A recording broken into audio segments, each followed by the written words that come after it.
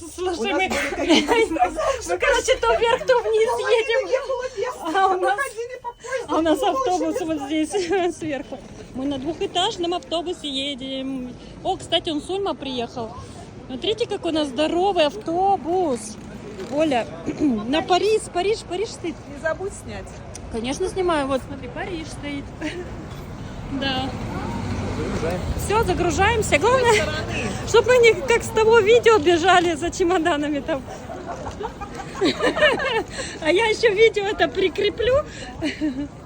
С какого видео? Вот, короче, это на... О, тут можно внизу. Какое классное место. Ой, блин, люксовое место. Вы видели какое-то место? Ты видела какое-то люксовое место?